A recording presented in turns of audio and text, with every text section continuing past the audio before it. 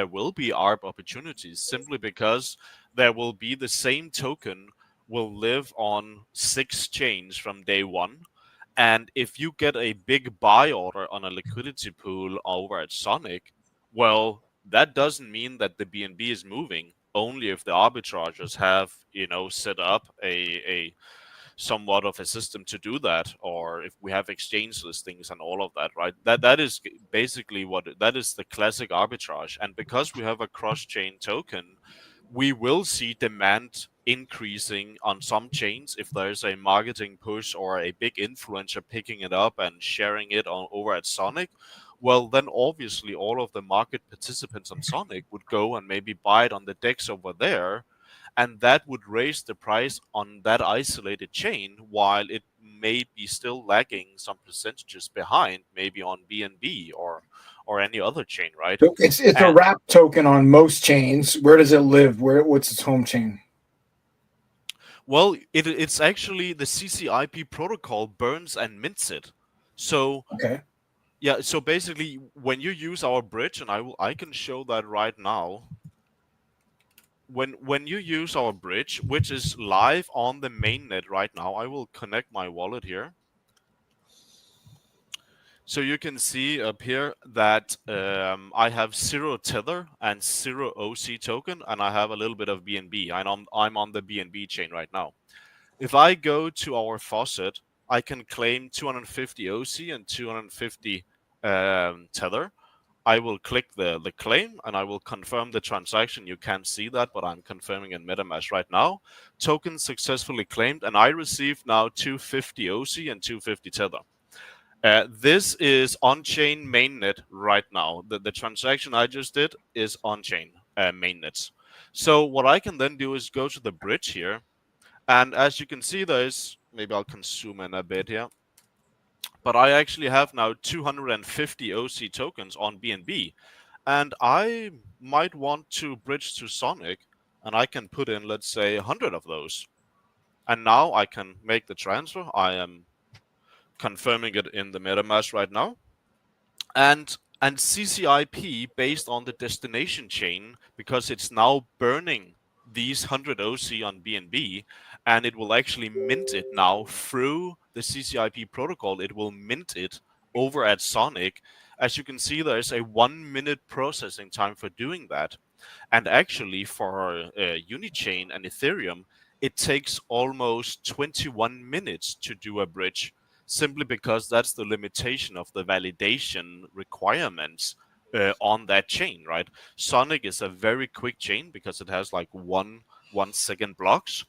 But let's see what happens here. So it's like native on every single chain, basically. Yes, it becomes completely fluent and native to every chain. And obviously, when we do the initial airdrop, it will be on Ethereum. And we will have a chart that will show where is all of that supply in real time. So 100% of the supply will start on Ethereum. But based on demand, let's say that there is a massive push over at Sonic, then we would see a lot of people move their supply to Sonic because they want to be a part of the liquidity provision for the games, maybe. Okay, so here we had a success. It says success now. You can see I only have 150 OC left on BNB.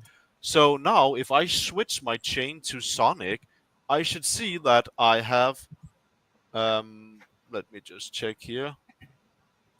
Let's update. Okay, they haven't arrived yet, so we will see if they will do that soon.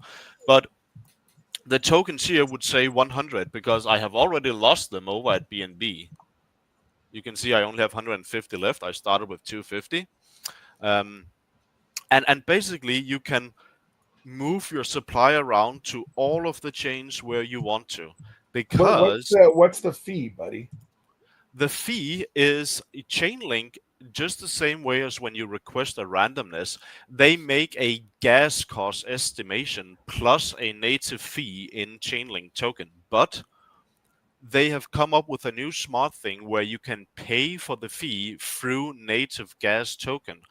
in the earlier versions of Chainlink, you actually had to spend the link token to do these things.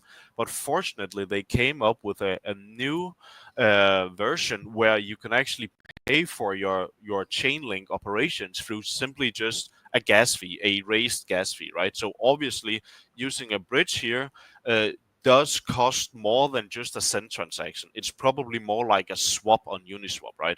So going from BNB to Sonic, you paid a little bit of extra BNB, and going from Sonic to Ethereum, you're paying a little extra Sonic. Yes, you're paying more than a regular cent transaction, but the fee is based on the native gas cost of doing operations on each chain. So naturally, bridging from or to Ethereum would be more expensive than doing it between BNB and Sonic, because those two are some of the quickest and the cheapest to do on-chain transactions on, right?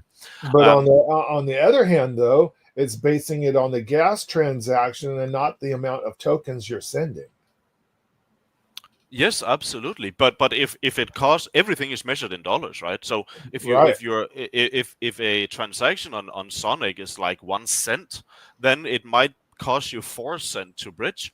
But a transaction on Ethereum is maybe 5 cents, then it maybe cost you 50 cents to bridge, right? So but that's way better than taking a percentage of the tokens you're bridging, in my opinion, right? Because usually they're charging 0.3% or something like that. I would imagine that this way of bridging is way more cost effective for the end user than taking a percentage of the tokens you're trying to transfer.